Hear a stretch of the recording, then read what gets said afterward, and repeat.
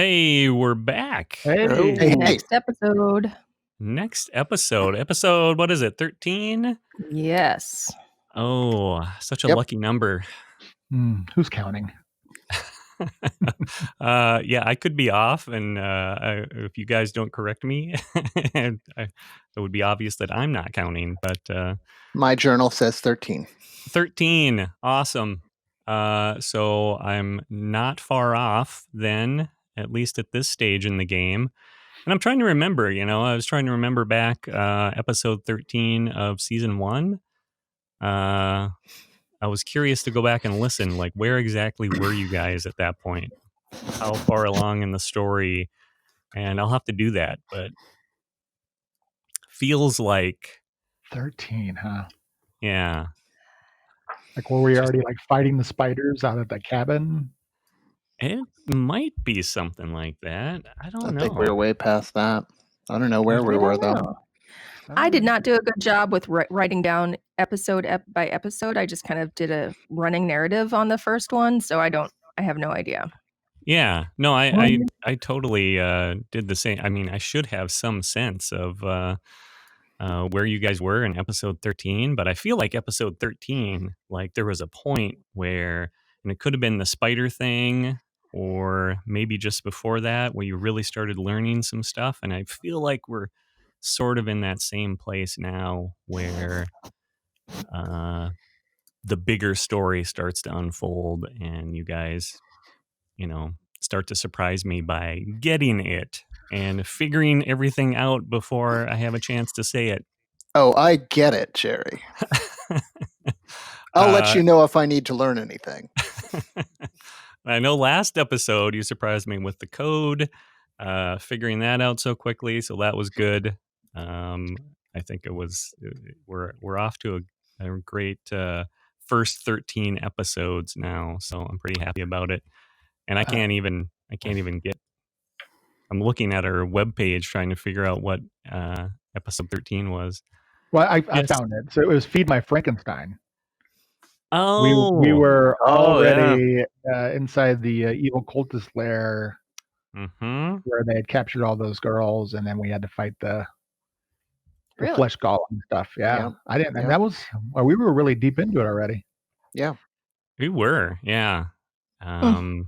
So that's interesting. That is a lot farther along than I expected, but yeah, episode 8 was the spiders.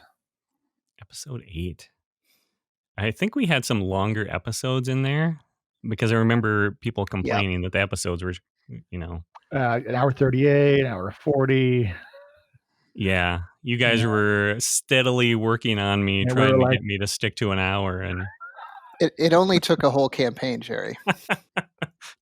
Did I actually end up sticking with it at any point for any more than like one episode at a time? Actually, no, but I don't think so. No. Yeah, I was pretty bad at it. And we went through a whole phase where you were timing me and would show me, that the iPad so well. with the big timer on it, and then I would wave you off, like, knock it off. Knock it off. Like, I've got it all under control. Yeah, there was like a 2-hour episode towards the very end, so you. And I mean, it was great because we had people listening who were, really, hey, I wish the episodes would be longer. And it was so exhausting for us. Sorry, at the start. listeners. Yeah. It was really hard to sit in a room and try to hover around these microphones for, even an hour was a struggle. Yeah, the talent has needs. Yeah, and I didn't supply you with your own trailers. Nope. And there were no bowls of M&Ms waiting for you. Green M&Ms, Jerry. But yeah, no, we moved along at quite a clip on season 1, so that's awesome. Anyway, we are here for episode 13, and this is the part where we usually give a shout out to our supporters on Patreon and our listeners. Thank you again for hanging with us. And we're going to call out, like we did last time, one of our Patreon patrons. And I think we're going to call out Sarah this week. and we sort of know Sarah. She's been a Patreon supporter for a long time, been very active, and with us and with the other group that does the Twitch streaming, the Down with Dragons crew. She's been following along with them and has been a supporter on Patreon for months now, right? Is that accurate? Yeah, I mean, you're the one that maintains the Patreon, so right. We're just a talent, Jerry. If I don't know. I think she was early on a Patreon patron, and all around excellent feedback, excellent interaction with us, helping us hopefully to get better at what we're doing here, which is playing a game. But she knows a lot about D&D, and it's been fun to have her along for the ride this whole entire time. It's been, thank you, Sarah. Yes, thank you, Sarah. I'll Quite give a you trip. inspiration next time we play, Sarah. Oh yeah. Oh. So Whoa. Very generous. that's you should maybe Very nice. donate more, and maybe he'll give you more inspiration. Who knows? Should be worth something, right? You hear that? The rest of the party that it plays with her. How's your I chance? see how it is. Oh, There's man. no rule in the rule book that says DMs cannot be persuaded by coin. DM discretion. It's Yeah. right. Yeah. That's the That's the thing. No, we have quite a few great people who have chimed in and been along with us for season 1 and now season 2, and it's been such a treat for me. Man, I sound like a old guy on the radio or something. It's been a real treat for me. You look like that too, Jerry. I do. Yeah. Just I great still have people on all sides. have my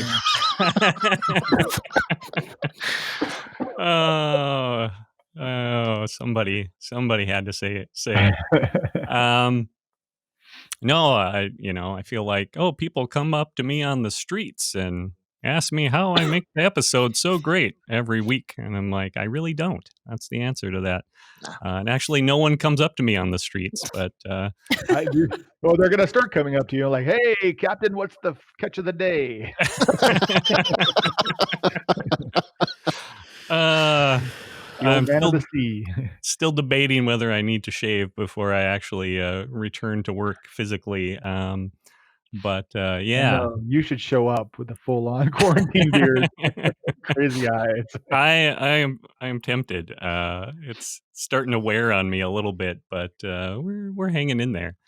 No one else. I mean, you always had a beard, Alar, right? I always had a beard. Yeah, you're ahead of your time and trendsetter as usual. Hipster as usual. Hipster as usual. So back to the game. Thank you again, supporters on Patreon, listeners listening wherever you're at. I hope you're all doing well and taking care of yourselves. And now let's get to the game, and Alar is going to lead us in a recap. Last week, Alar and the Jellies made their way through the sewers of Adragan.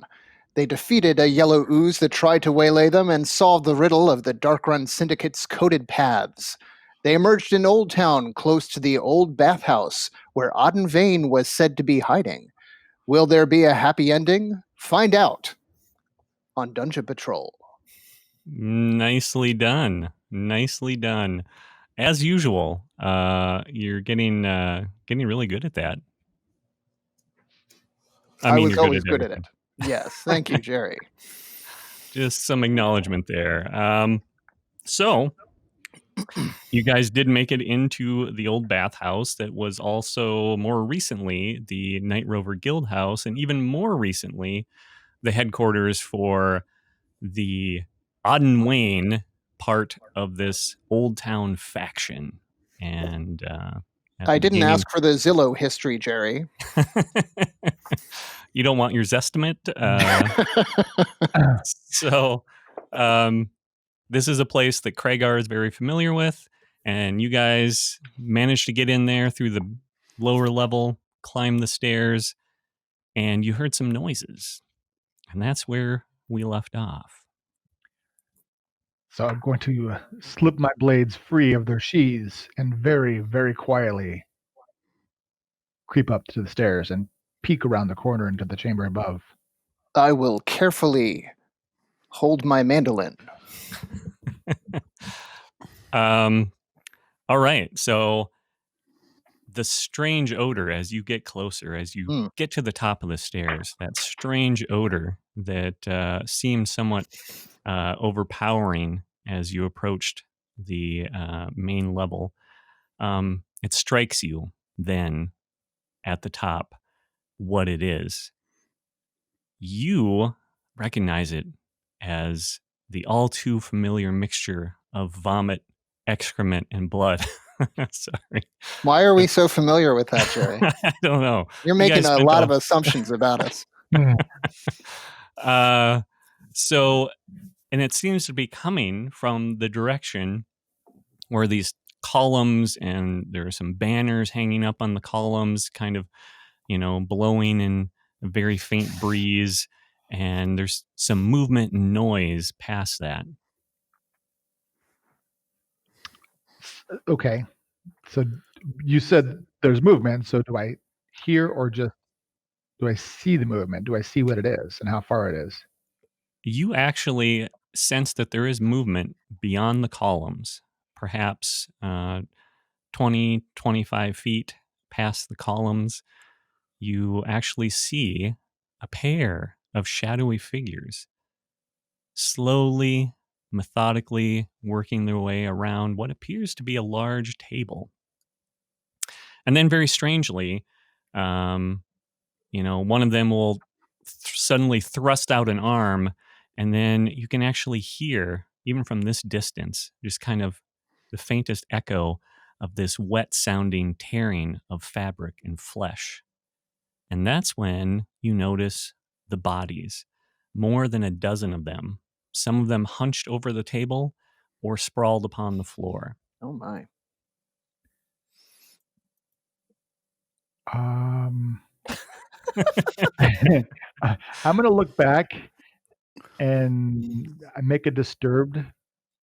I don't even know what I'm going to do. I make some sort of unreadable gesture that you must assume means something terrible is just around the corner. Okay, so I don't suppose you have a map of this, so I can really spatially see what I'm looking at? Yeah, I will put that up right about now. And let me know if you see it. Oh my. Yep. Oh, yeah. Okay. That's no bueno. Oh, and there we are. Okay. So, yeah. So sort of a square chamber. Okay. Yeah, it's sort of a square chamber with side passages, and you guys are kind of at the southern end, and you see this tableau before you of this obviously. And we see two moving shapes? Yes, two moving shapes. Okay, so I will turn back and say 2 and then go. What did You'll you make do? the universal sign for rat. Yes. For all you audio only people, I recommend the YouTube video. But yeah. Okay. So are you All right, so saying I gave- like 2 like that? Like, have I seen Ratatouille? Is that what I'm guessing he just said? So Ratatouille. All right. I'm going to sheath my short sword and pull out that shiny dagger and line up a shot on that guy to the left there. Line up a shot, the guy on the left. Okay. I'm thinking of just like trying to just take him out with a dagger to the eyeball from this range. So that's 5, 10, 15, 20, 25. So that's 35 feet. So the range increment is 2060. So what is is there, I assume, a penalty then if you're over the short range? It'd be disadvantage. I will whisper, let's just thrush in. No, because if I can get the surprise attack, it's really deadly. Okay. I don't up like about it. surprise. I Alright. like okay. So, but if it is, but if it is surprise, then I would normally have advantage. In which case, wouldn't it just average out? yes. Is that how that would work? Surprise attack just means you'd get an attack without them getting basically attack on that turn. It'd be before the actual turn orders start. So but if I get a surprise attack on the first round of combat, I get basically I can add 3d6 to my attack. Right. But if they see me, then I don't get all that. Don't you get advantage when they haven't noticed you? Are you talking about like sneak attack, using your sneak attack damage? So I have sneak attack, but I also have my special bugbear thing. Oh, So on the first round of combat, if I get a sneak attack, I can add an extra 2d6. cool. That's why if I can make the shot before they notice me, it's worth it. Right. Yeah. From I mean, where you I'm have at, that. it looks like Didn't you Are have that, they- climb, what? that climb potion where you could just, climb potion, just get on the ceiling? So Drop I down. would like to get in there and take care of these before they kill anybody that's possibly left. Okay, are they pretty preoccupied? They are pretty preoccupied. I mean, they have fairly decent senses, being were creatures. One of them appears to be sort of in, the half rat mode, where he has the rat face. The other one appears to be human, although wearing kind of a, cowled cloak. So hard to see, but they seem to be very preoccupied with the bodies and, totally. And it's obvious that these bodies have been here for maybe a couple of days, and the smell, obviously. I'm gonna take my chance then. I'm gonna try to sneak up within 20 feet, and as soon as I get to that, I'm gonna throw my dagger at him.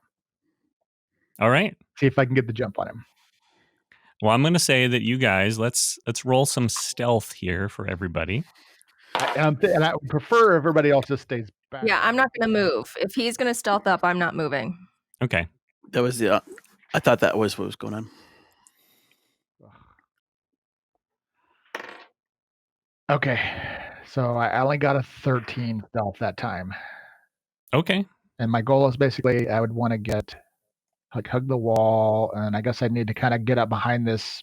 Is this brazier burning? Yes. Okay, so maybe try to creep along the wall, then come up behind it so I can have cover. Okay. You can do that. Does that? And they are definitely not paying attention. Okay. So you get a surprise. Yeah, surprise So round. basically I sneak up, and then I'm just gonna chunk the dagger. All right.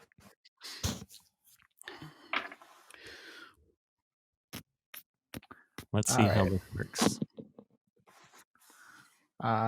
So that unfortunately is only going to be, because I did not roll great. I was hoping for a crit. A 15 to hit. And I guess there's no flat-footed. Nope. But that does hit.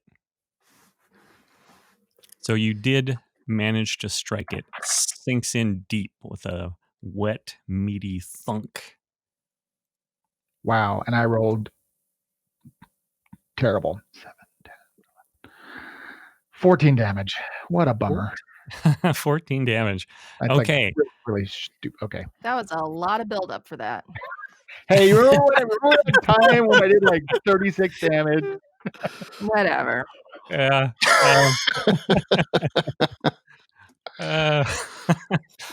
You're always going to take a little bit of ribbon after something like that. After you roll bad, that's pretty normal. So I need to ask you which dagger you used. Well, I used that really shiny one that I found because the one out of my own dagger, and I know the dagger I have is not magical, and I took a chance on the one we found. Okay. I thought it was particularly shiny when we found it inside the jelly. All right. So, yes, it was particularly shiny.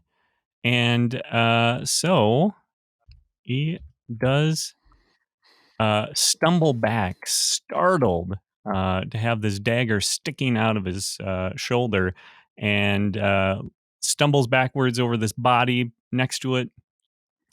Grasps the dagger, pulls it out, looks up and is trying to, find you, but you're still kind of hidden by the flames in this brazier, and just totally stunned him. I would like to step out into the light and say, "I believe that's mine," and then charge him. All right. I believe that's mine. Stop thief. Hey, give that back. Nice try, buddy. That was good. So yeah, you rush out and charge him after sinking the dagger into his shoulder, and he's standing there kind of, and this is the hybrid one, standing there kind of like hissing, screeching at you. Okay, so let's roll some initiative then. Yes. That was a good roll.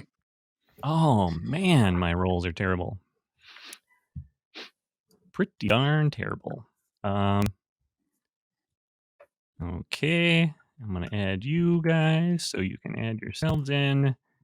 And let's see. So, Were Rats got a 6.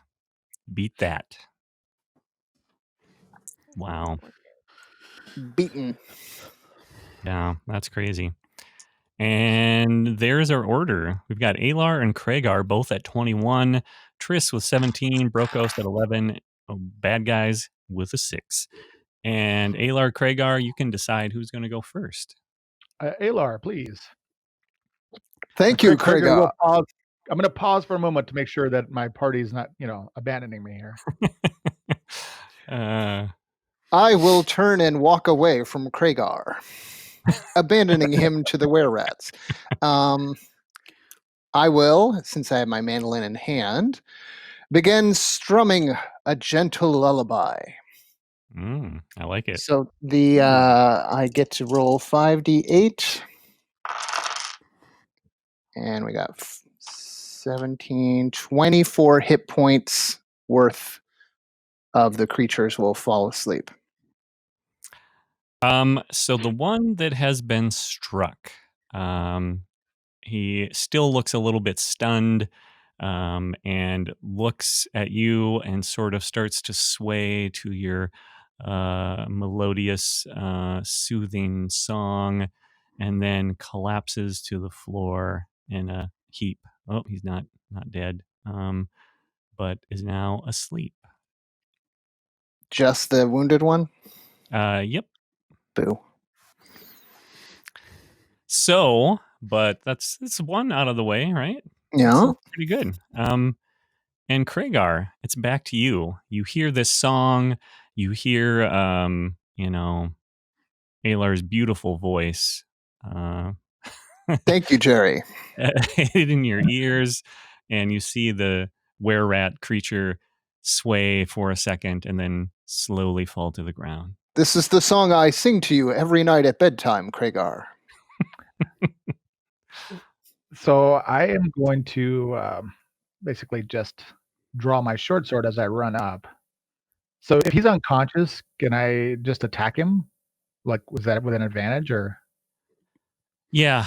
Because there's not any coup de grace anymore in 5e. No, either. You just have advantage on him. If he's unconscious, you have advantage on your attack, and it would be basically a crit if you hit.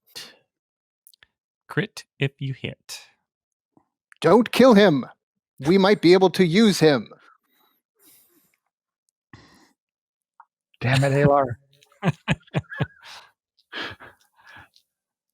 I don't know if that translated very well. Okay, so what are you going to do, Kragar? Oh, I accidentally Okay. Well, I actually still probably manage miss as I go running up to make my first attack. You miss an So- unconscious were-rat. Mm-hmm. Well, I don't know. So it'd be This is not your day. it'd be a 9. With advantage, I rolled a 2 and a 4. Oh wow, Oh. that is painful. So yeah, that is a miss. Alar's sudden command confused you, and you swung wildly. So I will actually not do a second attack, and so can I pick up the dagger as a bonus action? If you're not going to do your second attack, sure. Okay, then I'll pick the dagger up. Okay. So the dagger's resting gently in his ratty little hands, and you manage to pry it out and pick it up. And Triss, it's now your turn. All So you right. see one of them fall. Krager has trouble stabbing it. 30. So that would be one movement, right? Mm-hmm. Mhm. So I get confused. I can double move up to them and then Looks like it. hiss at him. Yep. Or Show I me your could take teeth. my action surge. I will do that. Oh, there you go. I'll take my action surge and attack. All right. I like that. That is 6. That's a 20 Nice. That is a to hit. hit with the rapier. Okay. Ooh, that's good. That's 8 points of damage. 8 points of damage. Nice. And then second hand with the short sword is going to, that's a 7. That's going to miss. Okay. So you manage to pierce deep into his midsection and lets out a piercing screech. And as you pull your rapier back, he covers up the wound, but then he starts to kind of like laugh at you. And he That's looks not up good. and he's like, your tincture has worn off, fool. And then he removes his hand and he seems no worse for wear. What? Yeah. Okay. So, Brokos, your turn. Okie dokie then. I will going to just 1, 2, 3, 4, 5. Just gonna get here kind of behind the table, and then I'm going to cast Ice Knife on the one that Triss is with. Nice. Okay. And that will be a 14. That is a hit. And that will do a whole. Let's see what kind of damage this is.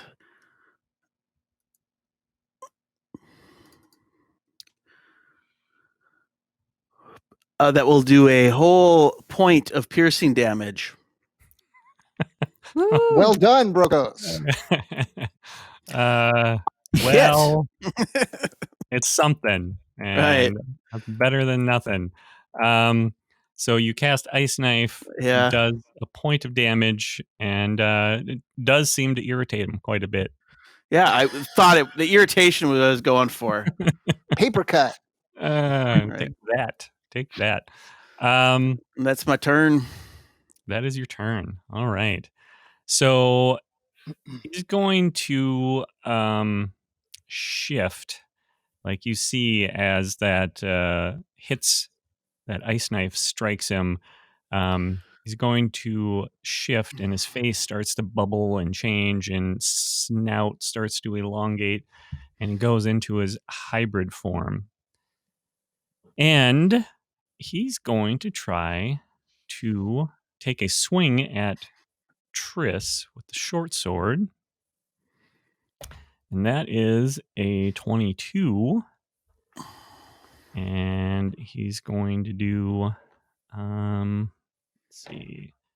1d6. Ooh, that's max damage. 8 damage to Triss. Awesome. Yeah. So I'm rolling much better. And then he's going to also lunge out and try to bite you, Triss. Oh, I don't want that. So that's a 19. That hits me. Okay. So that's 1d4 plus 2 and max damage again. 6 damage. And you have to roll a Constitution saving throw right now. Okay. That's 14. All right. So you make your saving throw, and fortunately, you're not cursed with were-rat lycanthropy at this moment. Oh, that's too bad. That would be fun. Yeah. Triss, just laugh at him and then heal up all your hit points. Apparently, we're allowed to do that now. Alar, it's your turn. I will engage in vicious mockery against the creature that just struck my friend. Nice. He needs to make a wisdom save. All right. And I always have to roll because I roll so low that it doesn't matter usually for me to check their stats. So that's a 9. Okay. So he takes 4 points of psychic damage. Nice. And he has disadvantage on his next attack. And disadvantage. Well done. Kragar, you retrieved your dagger last time, had trouble stabbing the sleeping were-rat, and you see all this other stuff happening over with the other were-rat.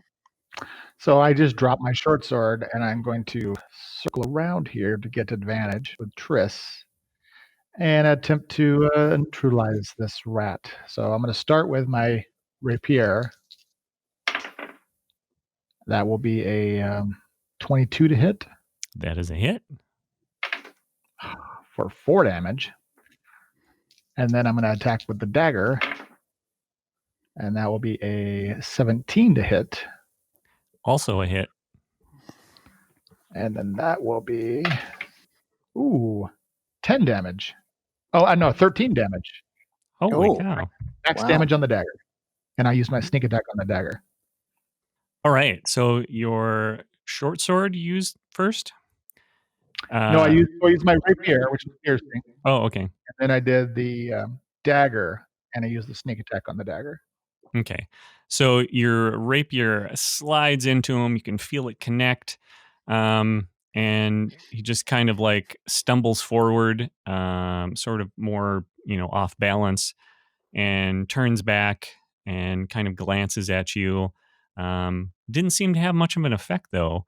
And as he's smiling at you with his rat face, you lunge in again, stab him with that shiny dagger, and then he screeches out, and you can see blood in his cloak and seem to do some significant damage.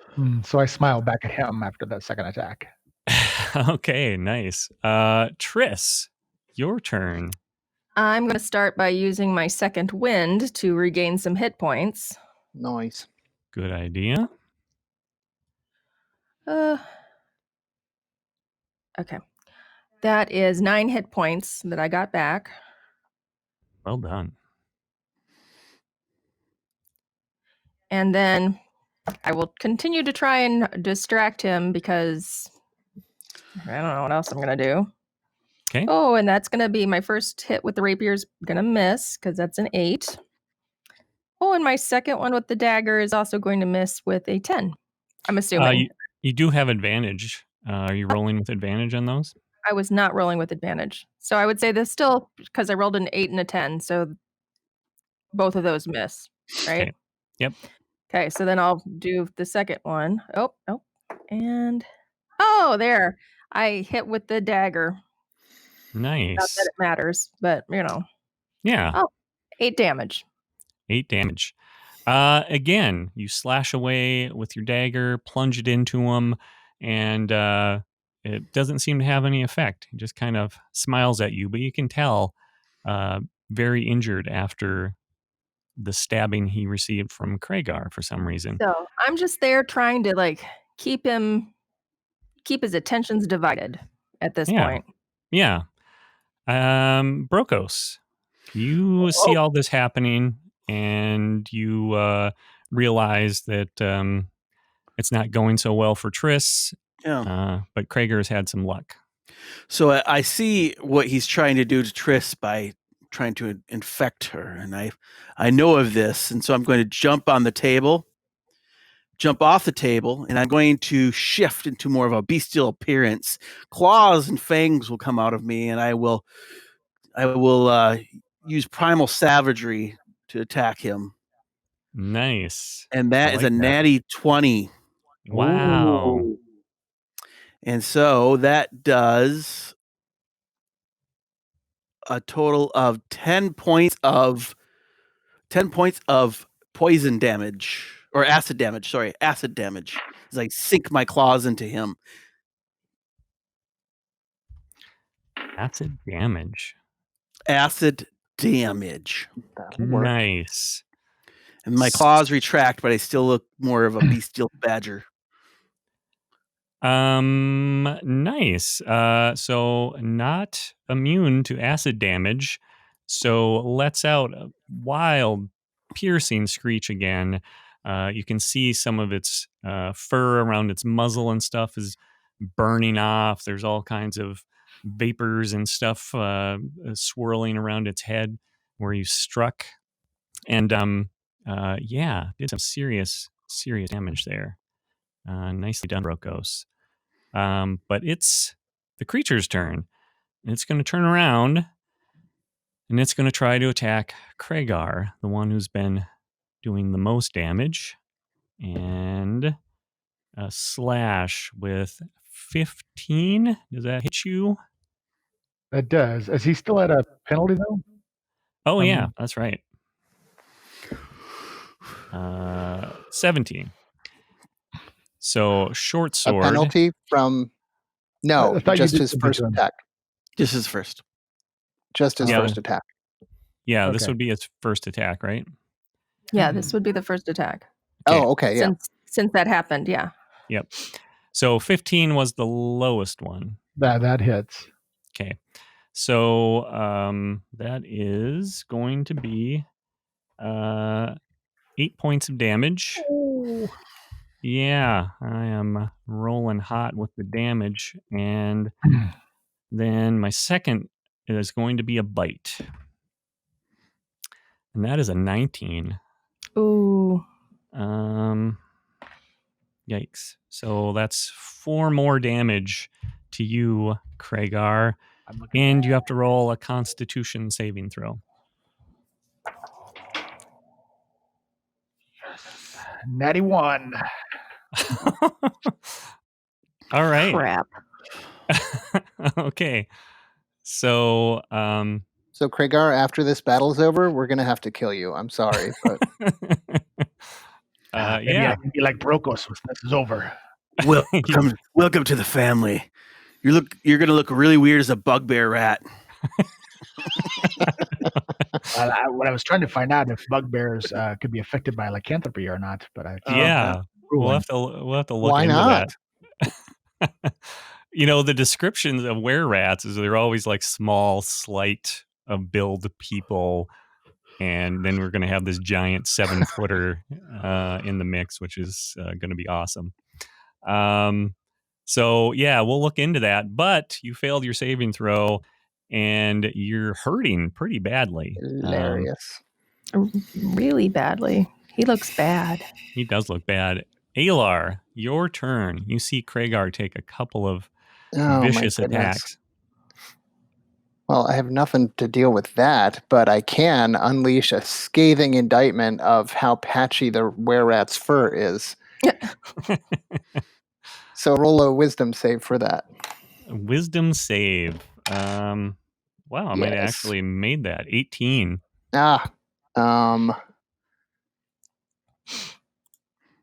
Yup. Okay, you're immune. Nice. I am immune. I like it. Boo earns. Okay, so it is now back to you, Kragar. You have been exchanging blows now with this creature. Finish him off, man. Pretty confident at this point in the battle. I mean, I can see that I'm the only one really hurting him, so I guess I don't know. I'll stab him with the dagger. Hopefully I can get a good shot in here. That'll be a 22 to hit.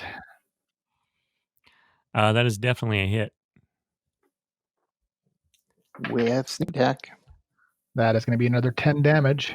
Wow. Nice. Okay. So just as you lunge in and stab it, it lets out another more pitiful, mournful cry as it falls to the ground, dead. And just as that happens, you start to celebrate, and you turn around and you see an old friend come running in. It's Pierce. Pierce, who you just met in the chandler's shop. And he's like looking around. He's waving his sword, and he's like, "Grab the weapons! Grab the dead men's weapons!"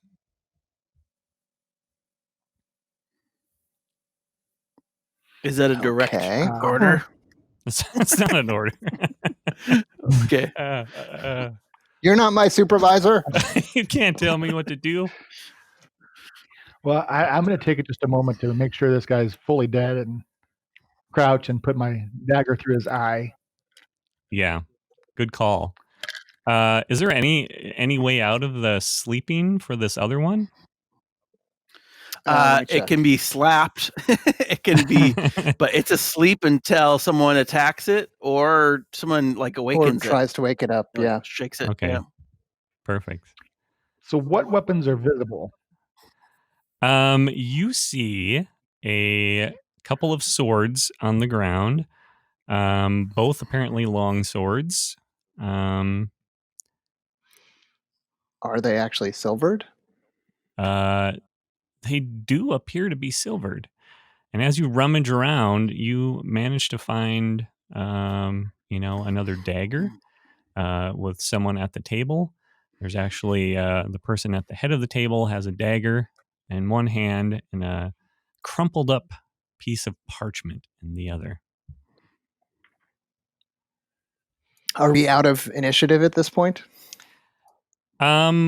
Basically, since you're just going to let this one doze away. Yeah, can I tie him up? Yeah. Yeah, I mean, I guess See what I'm going to grab the silver dagger. Well, I would like a silver dagger. I would like a silver dagger. Okay, so you said there were two long swords, right? Is that what you said? Yeah, basically everybody at the table, so how many ever there were, all had something that has been silvered. And so you can pick and choose amongst that, but there are... I mean, are we counting the bodies here in the picture? Yeah, in the picture. So I think there's like maybe 7, 8, 10. You've got 11 bodies on the floor. Yeah, there was supposed to be like 14 to stick with my exposition from earlier, but...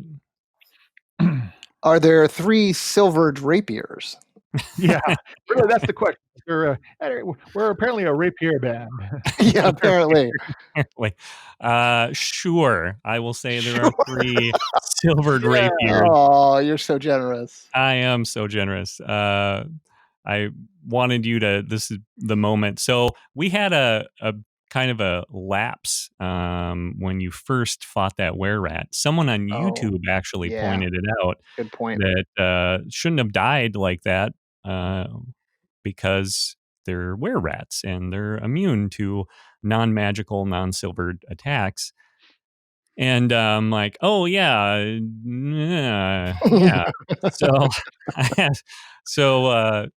officially retconning this whole thing, Haydn had secretly applied some sort of silvered oil or tincture to your weapons when you guys were parted from them, sort of in anticipation of you perhaps encountering were-rats.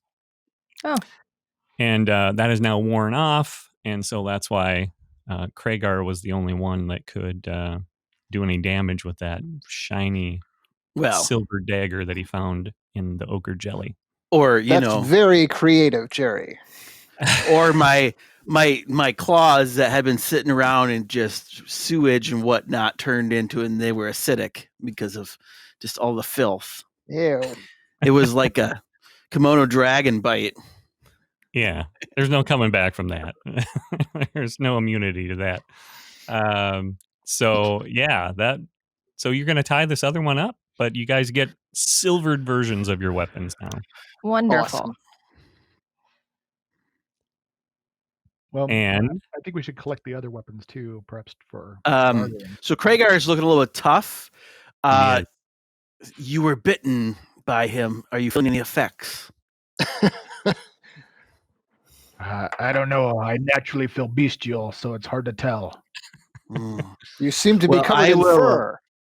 I will cure wounds on him at least to give him something up. So, that will be 11 hit points back to you. Okay. Do bugbears normally have tails? Okay. Think so. That's a bad sign. So I don't know if someone has some kind of. I do not have the powers to withdraw this possibly vicious bite on you, but no, but we do now have silvered weapons, so we can kill him if we need to. It's pretty bad. Yeah, we'll have to. Just saying, bugbears do not have tails. Neither a bug nor a bear has a very big tail, so that makes sense, right? Because it looks like a bug and a bear mixed together. Does it? I don't know. It's a bug bear. I don't think it means what you think it means, Dad. Oh, I don't think that's where the etymology of the words come from. I can just imagine this actual conversation happening in this room. So are we to interrogate this rat? This other one? Is that what you wanted, Alar? Yes. Well, maybe we should also find out why where what's his face came from. What's his name? Pierce. Did he just follow us, or what's the deal? I don't really like that idea. He did follow you. He sort of after talking with you, he steeled up his courage and came through the tunnel and sort of followed your tracks and made his way to you. See, we've already got how handsome he was. We've already got a super fan. He is a super fan. He's like the people that follow fish around all over. So there you go. Excellent. Yeah. Did you say that out loud, Triss, about how handsome he was in front of Alar? Yeah, I did. Nice. Poor Alar. Well, Triss, you are single after all. I am. Yes, I am single. Ready to mingle with Pierce. I'm going to grab a cloak and bundle up all the extra weapons. Okay. Just throw them over my shoulder for later. So this was obviously a meeting that they had silvered weapons, so they were expecting some kind of attack on a were creature. Well, that worked out so great for them, didn't it? Yeah. So never buy your silvered weapons from the back of a truck, like total knockoffs. Oh. Yeah. And also, I'd like to search all the bodies too or everything in this room. Basically. Everything in the room. Okay. And do we see anybody that matches what we think looks like Auden Wayne? The person at the head of the table is a balding man, somewhere past his middle years, who fits the description of Auden Wayne. And he was the one that was clutching the dagger in one hand and a crumpled piece of parchment in the other. I read the parchment. All right. So the parchment says, "Dear Auden, Please accept these gifts as a token of our friendship and raise a toast to our alliance. And signed, Wolf Canute. Oh. And that sort of triggers something as you start to look around at the table, at everything. You see all these supplies, you're taking stock, and it clicks in your head that everything that you're seeing here, was it like 2 boxes of candles and, casks of wine and whiskey and a barrel of Salt Park? something like that. Candles? It was the list that you found on the other were-rat you killed. Yeah. And they're all kind of, everything here seems to be, anything that hasn't been moved out to be consumed appears to be in a Peck and Wimby crate. Any coins or valuables that I would find here? Yeah, there are some things of value. Again, it's all relative in this chaotic barter economy, but the candles definitely are worth something. The food, based on what you know, and the look of how everyone died here, definitely seems like you should avoid the food. Okay, so that was going to be my next question. They were not massacred. They all keeled over. Yeah, they are, most of them, in pools of vomit, and they have collapsed after, consuming part of a meal, have been sitting here sort of since then, and it looks, based on what you've seen, that the were-rats were just kind of here cleaning up. I'm guessing they died at the stroke of midnight. Yeah, that is a valid assumption. So, gems, coins, jeweled goblets. Yeah, there are some jeweled goblets. We'll say, all told, there's about 120 gold worth of loot in these containers of, gems and gold. But the candles, and there's some lantern oil, like 1 jug of lantern oil that's full, and things like that. There are piles of books and scrolls that seem to be cast about on the floor sort of haphazardly. And that's seems like what Piers is gravitating towards. And he starts picking through this pile of books and scrolls and starts going through it. What are you looking for? He tells you that the more he thought about it, the more he thought, like, maybe there's more information here. Knowing that you guys were going to the Night Rover Guild House, maybe he could find out something that he didn't know. The Night Rovers are known to keep impeccable records, and so he thought perhaps there might be some record of his sister with more information on where this, tavern that she supposedly worked at, where that was located exactly, what it was called, all of that sort of thing, just to double check. So he starts rummaging through this, and he seems sort of oblivious, like he's here, but he's obviously focused on this pile of books. Well, what do we got to do with this prisoner? That is a good question. Does he shift back to human form, or is he still in his hybrid form? Still in hybrid form. Interesting. At least as far as I know. So lots of you want to wake him up and ask him some questions? I think so. So he's well secured. Whoever we will secure him as best as we can. If if he starts to shift into rat form, we're going to have to kill him right away. Yeah, it's a good point. So you've got him tied up tight. Feet and arms, we'll say. And you're going to try to wake him up? Hogtied. Hogtied. So let's surround him, and then I'll just kind of crouch and hold his hair, and basically put a dagger to his eye. Okay. I think he should have 4 daggers held against him as he wakes to know that any movement. Yeah. Okay. I like it. So who's going to do whatever? Who's going to do the interrogation? Yeah. Who's going to do that? What do we use for interrogation anyway? Intimidate? Sure. Well, I'm going to go ahead. I'm going to cast guidance on whoever it is. I've got a +4. I'm fair at it. Nice.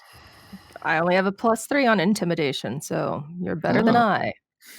And Alar, I will put my hand on your shoulder. Go ahead.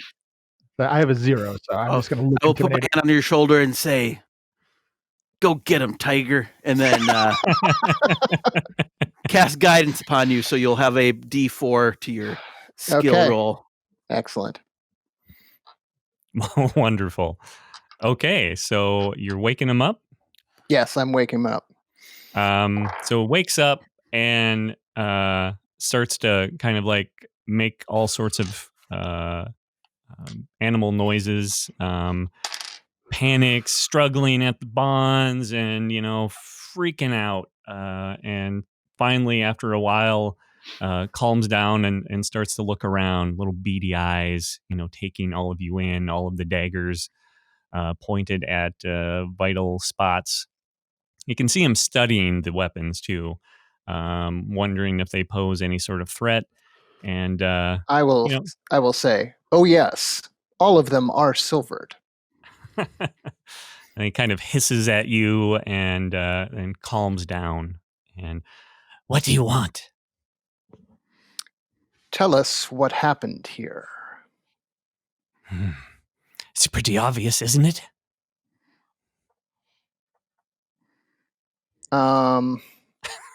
I will poke my rapier into him. You're like, ouch. And I get 1 point of damage. Why? Just look around you, fool. We have poisoned these people, and we came to finish them off. And tell us why. What do you know of this situation? Speak, or my friends will start leaning against their weapons as well. Like a little bit of pressure. This is a little bit. On his eyeball? Oh yeah, that's where he had it. That's right. You only need 1 technically. Technically. So looks around, lets out a little squeal, and he's like, "Oh, okay, I'll tell you. Just don't hurt me. These people, led by Auden Wayne, they wanted to make an alliance with Wolfcanute, and we had to put a stop to it. We were ordered to put a stop to it. By whom? That I do not know. It's above my pay grade. So tell us everything that is your pay grade. And so wait, you have a pay grade? Are there benefits? And you're looking for work. So is there tenure? Wouldn't that be nice? So he kind of chuckles at that, and he's like, not as such, but there are many benefits to being part of our syndicate. Are you hiring? I'm afraid the requirements are probably too much for. And then he like sniffs the air a little bit and looks at Kragar, for most of you to meet. Well, there goes the one eye. So he tells you that all he knows is he was supposed to pick up some crates, haul them up from their entrance into one of the entrances into the dark runs, and bring them back here, and someone would pick them up and deliver them to Auden Wayne, and that they would just need to show up a couple days later and hopefully just clean up a little bit, and the Auden Wayne problem would be gone. So what else do we want to know from this guy? Do we want to know where their local cell operates from? Do we want names? I would like to know a little bit about Kragar's. I mean, he's been bit, and I think he's taken we don't know its effects, but I would imagine that I probably am somewhat familiar with the effects of the lycotramthy. I mean, what do we? Yeah, what would that be to know that? I mean, that's what my race is kind of built off of. Yeah.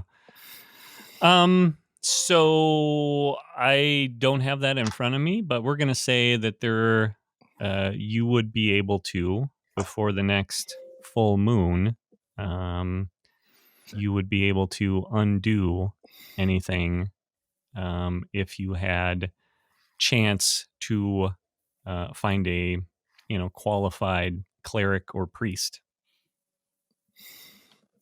Well, I guess I want to know. I mean, what are the effects? He's considering it. Yeah, you would turn into a were-rat. You would be able to let's see. You have a sly and avaricious personality, so you fit in there.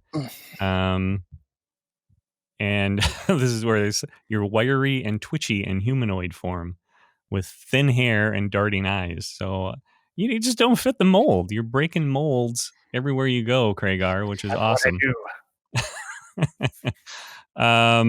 And basically, it could be something that you want. You would gain some sort of benefit from it. But again, you might get a lot of pressure, from the were-rats and their guild.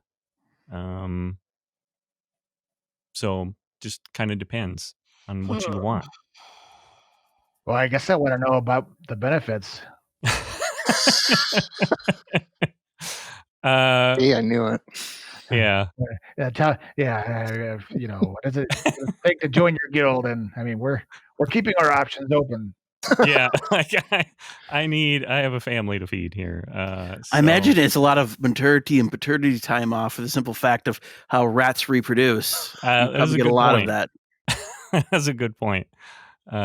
Paid maternity and paternity leave. It's pretty sweet. Think of the Scandinavian countries and their benefits. So someone's going to come back and pick these up, but they haven't shown up yet. Pick what up? The supplies. No, I don't. I think it was picking it up in the sewers and bringing it here was the. Yeah. That's what I took from it. Yeah. Oh. Yeah. So they were told to deliver something that was seemingly a gift from Wolf Canute that actually was not a gift from Wolf Canute, in order to get Auden Wayne to partake of this feast that had all been poisoned, and they were killed by the poison, and the were-rat showed up a couple days afterwards to just kind of, go through the spoils and poke them, make sure they were dead. The usual. Are they looking for anything specific or just looting? They were not looking for anything specific. They had done their work. The poison had done their work. It sounds like they were just making sure that everybody succumbed to the poison. So and while you guys are talking this over, he's going to start to shift and change and go into rat form right before your eyes. So kill him now. Yep. Speaking so of we, eyes, so we lean our full weight upon our weapons, I suppose. All right. So he thinks you're distracted. He's going to try to shift, and you guys are all simultaneously stabbing him. Just roll an attack. Roll an attack. do we get advantage because he's prone? And And tied tied up. up. Yeah. Yep.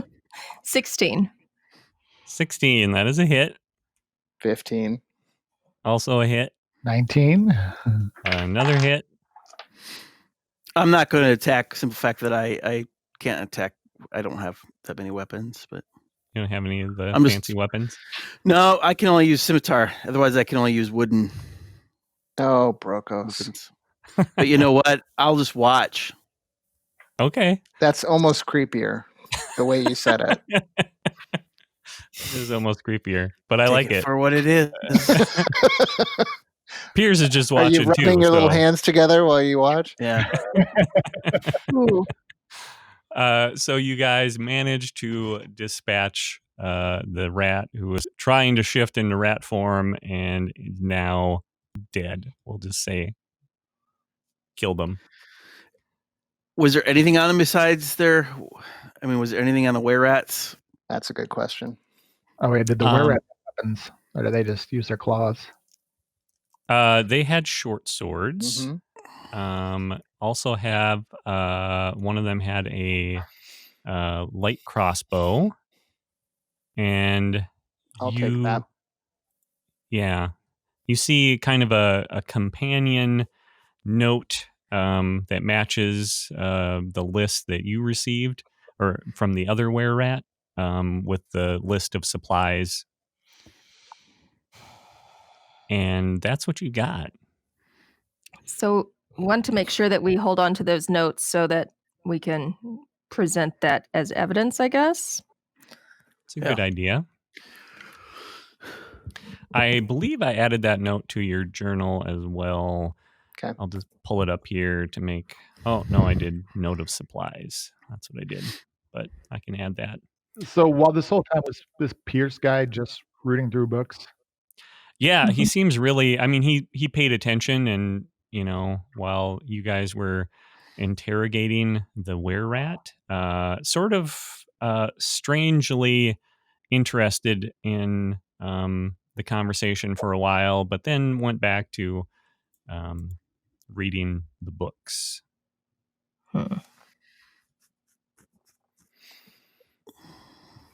So you could talk to Piers, see what that guy's got going on,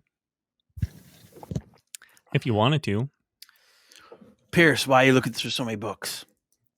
He tells you that he's looking for information on his sister, so he can more quickly find her and get out of here. There's got to be a way to get them both out of here. And then go where? Doesn't matter. Away from here. Everything's going to happen sooner or later. Sooner or later, whoever wins the next battle is going to come here, and they're going to take this city. Which battle do you speak of? The battle between the Durhams, of course. Tell us more. What are you talking about? Oh, well, Pretend we didn't know everything about the Durhams or didn't care. And Treat us as if we've been locked in a basement for months and only recently surfaced to find the city in disarray. if it adds further context, we also only had one bucket to use between us. So explain it like that. Okay, so he tells you this whole long story. Like he when he was transferred away, got his promotion. He went south, took up his new post, which was at a place that you're not familiar with, even living in this kingdom. You've heard of it, but you don't know much about it. It's like like a faraway fantasy land almost to you, called Fort Gellish. So Fort Gellish is where he was posted. Said that, he started to think more about his sister, and then found out that King Eldzik had been killed.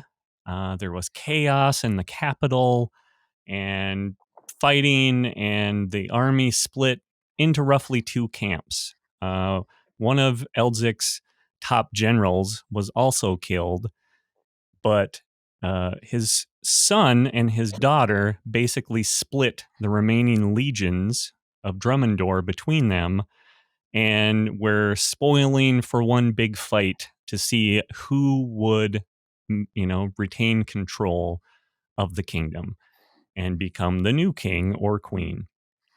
And when all of this was happening, all these sides were being taken, he decided to side with the sister, who just happened to be in control of Fort Gellish anyway, so didn't have much of a choice.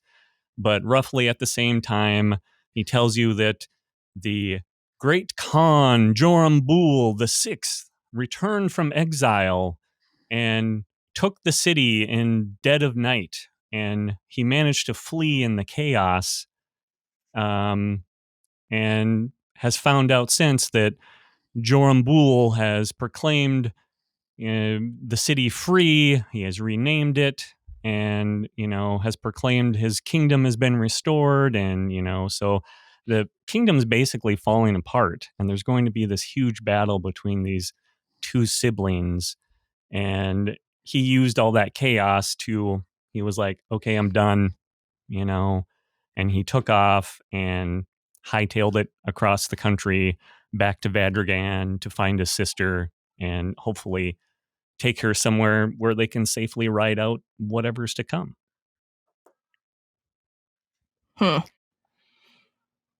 So there's a lot happening out in the world, and he's pretty sure that whoever is the victor of the Kaz or God, I can't remember the other one. I'll have to look that up. But the two Durham siblings, they were the ones, Kaz and Kor Durham. Whoever wins, basically going to come to Vadrigan, eventually. Might be slowed down a little bit by this great Khan of Gellish Mar that is trying to restore his kingdom. But essentially, he's pretty certain that someone's going to come and someone's going to take Vadrigan back, and they're not going to be too nice about it. So it's like a clicking, ticking clock. Clicking talk doesn't quite make as much sense. Ticking clock as far as he's concerned. So he's trying to find his sister and get out of here. And so he's sort of desperate. Piers. We're all wanting to leave Vadrigan. Are we? Well, the Baron is not a beneficent ruler here, is he? Everyone is seeking to flee, but we are trapped in this city. Yes, but there must be a way out. There must be. If it was that easy, I would have figured it out by now. But we never did go find that guy at the gate that we were supposed to talk to. No, we never did. Yeah, so I mean, maybe we could have, and we just haven't. We got a bit distracted. The guy at the gate? Foreman? Yeah, the foreman. Yeah. Oh. Way at the beginning. Suddenly, you see Piers' eyes light up, and he's like, the foreman. Why didn't I think of that? Of course, the foreman. He must know a way. He must know a way out of here. Why, that's genius. How do we find the man? I have to give that some thought. The foreman, yes. So if you press him, he will tell you that the officers in the Dreadgate used to pay the foreman to sneak in, alcohol and other entertainments, and no one knew how he did it, but they paid him handsomely for providing such entertainment to the officers and their subordinates, and never thought of it until now. Thanks to your bringing it up. It's like, yes, the foreman. There was someone, I can't remember her name. Oh, what was it? Oh, I'll have to think about that. There was a woman that he brought with him, sort of his helper, but she was there to monitor the party, and maybe, I just can't recall what her name was, but she was a half-orc. And I know she was from Black Alley. Just something she said made me think she was from Black Alley, and there can't be too many, half-orc women in Black Alley. Being a resident of Black Alley, can I think about that?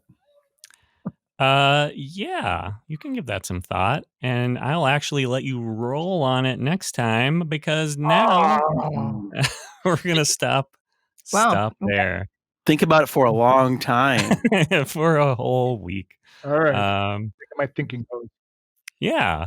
No, you guys are wow, you're doing all the right stuff and asking all the right questions this time. I'm kind of surprised.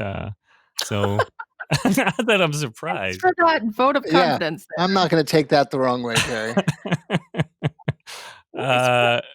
Things are moving along just as I had hoped, and no prodding required on my side, which is awesome. So you're welcome, Jerry.